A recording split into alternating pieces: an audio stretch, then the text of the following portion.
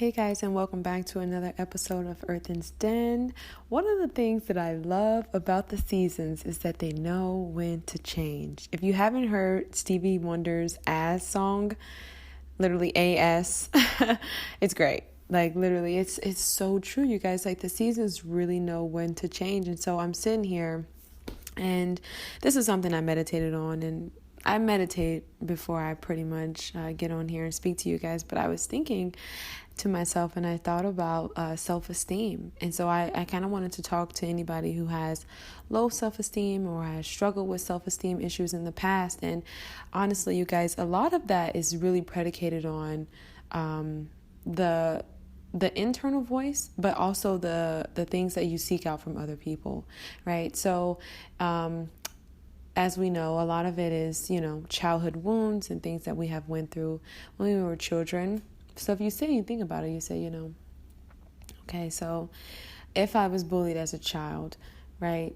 Because oftentimes a lot of this stuff is really stuff that we're just kind of carrying unknowingly sometimes. And so if you were bullied as a child, typically you have people say really mean things to you. And then what you will typically do is then you'll go out and kind of find people who support that narrative, right? So I was sitting here thinking to myself, and I'm like, man, I remember I was listening to Jada Pinkett speak one time, and she said that you got to know what's right with you because so many people are getting ready to tell you what's wrong with you. And I was like, oh my God, that is so simple, but it is so profound because it's so true. Like, was that not liberating? Like, to me, that was so liberating. I sat and I thought to myself, I said, wow. I think a big part of it is just like, so like, because first of all, when we're born, right, when we're first born, no child is like dealing with self-esteem. They don't even know what that is. Like children are just so pure, so innocent, so free, so just simplistic and just in every way, right? They're perfect. They really are. And so I'm sitting here thinking to myself, and I'm like, man, there's so often, like, even the people that we surround ourselves with sometimes, like we always have a tendency to continuously tell people what they're doing wrong or what they can improve on, or we only seem to have conversations around a person's performance or their self-esteem or their personality or any of those things when it's in a negative aspect. Very seldomly do we sit down and say, you know what, I just wanted to let you know you're a great person. I am so thankful that you're in my life. You've done this for me. You've done that for me. It seems as though we only seem to do that when it's in a eulogy or when it's like a birthday or a special occasion. When I was working at this pharmacy, there was a guy who he had it was like I don't remember his illness, but he had an illness. And he said to me, I'll never forget this. And he said, live every day as if it was a special occasion, And I sat and I thought about that. And I'm like, man, that was really heavy because I think that if we really did live life as though every day was a holiday and every day really was a special occasion, not necessarily in the monetary aspects, right? We don't need to go out and get confetti and all of those things, though that would be great. I know me, I love interior design and decoration. So I would honestly love to do that.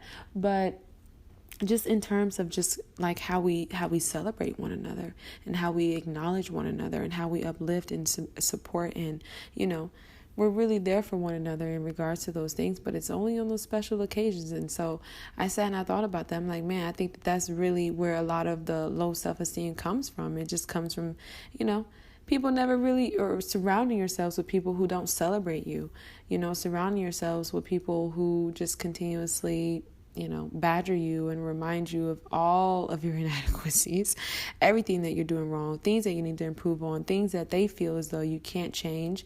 I talked about that. People sometimes feel like when you change certain things about yourself, this is then going to elevate you in such a way that they may get left behind, right? I think it's a subconscious thing. I think it's like a fear factor or some kind of fearful tactic that we employ subconsciously. But so a solution to this, I definitely believe in affirming yourself, but I definitely believe in really waiting for what it is that you want.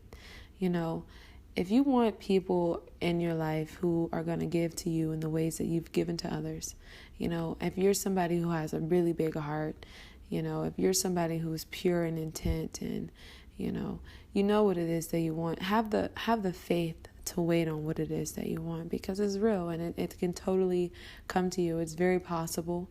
If you imagined it, it's real. You know what I mean?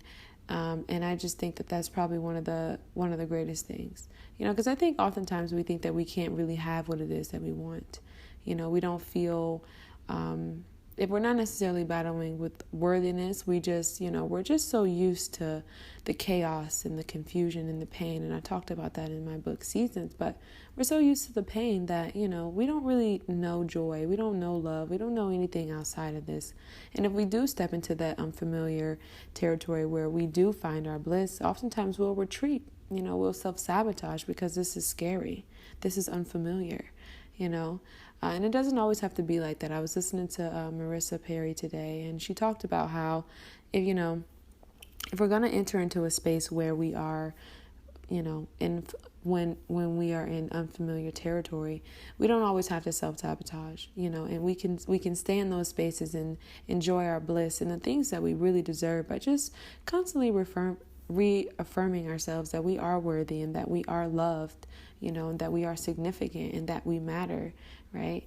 And I think that's just probably one of the greatest things. So that was just kind of something I wanted to get on here and share. And I think, I always talk to you guys about doing what it is that you love, getting really good at that and just really taking the time to just really just enjoy yourself, really enjoy yourself. Like I talked about, the last seasons and how I was in hardship. But man, I was sitting here today, I'm like, man, it really was ordained, and it was really beautiful, because that was the first time in my life where when I finally stopped going, right? I was always just going and going and going, like this is hustler, like continuously going and going and going, and I never really stopped to just kind of like be and reflect. And I think me losing my job that last season and just everything that I went through, it was such a blessing, because, for the first time in my life, I actually stopped going and I was really still, and I got to really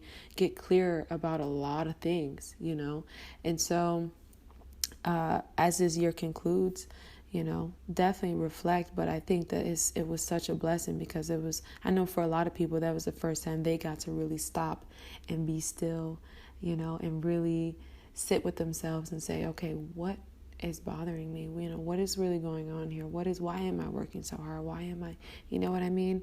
I think work was definitely probably one of my biggest distractions that I used oftentimes to kind of deal with different things that I didn't know that I was running from, So the truth is liberation, and it's freedom. It really is. And so I just want everybody to be, free to love, free to laugh, free to cry, free to feel the joy, free to ride the winds, And so I am extending my light, and I hope that this episode really helps you guys, build your self-esteem, because I think that that's kind of like that's the main thing. I think when you have confidence, it makes a big difference. I think it's a determining factor in a lot of accomplishments, as well as relationships too, the healthy ones, the kind that you really want, and so I hope that you guys, you work on your confidence and really get clear about the things that are right with you and the things that are admirable about you, because we all have those. We all have those traits, and I think it's one of the things to always definitely pay attention to is the person who criticizes you but remains. Like, how are you going to continuously criticize a person but you stay with this person? You stay in this person's space. I don't remember who said it or if I read it. I told you guys I have to slow down sometimes because I'm always immersing myself in information that I can't always cite correctly. So please forgive me. But I was listening to, I think it was a speaker, but essentially it just, he mentioned how criticism was nothing more than just fear. It was like we criticize to control. Essentially, criticism is like an underlying fear of control. So I thought that was pretty deep, because oftentimes it is. It's like, oh, you shouldn't do that. Oh, no, I don't think you should do that. But it's like, oh, yeah, if you do that, then some things are going to change, and that's going to scare me, So as this year, concludes, you guys, really take time to reflect. Where is your self-esteem at right now? And where does it need to be to get to your goals and to achieve the things that you want to achieve into the next year? Because you need that, And when you're in a low space and you're dealing with low self-esteem, I definitely say reaffirm. Take a nap if you got to take a nap. Sometimes you just need to take a nap. If it's too heavy, and really just redirect your thoughts. I was thinking to myself today at the park. I was like, oh, and I'm always at the park, so that's just I'm like, I am nature girl 110. Like, that is me. But I was at the park today, and I was like, I had this thing that, you guys, that I would always do this thing where I would always internalize everything. I'm like, oh man, that didn't work out because I was this, or, maybe this didn't work out because of that, or they said this because I was, you know what I mean? And even though, sometimes it is some relevancy to that, but oftentimes not, And so I was sitting here and I'm in my head and I'm like, oh my goodness.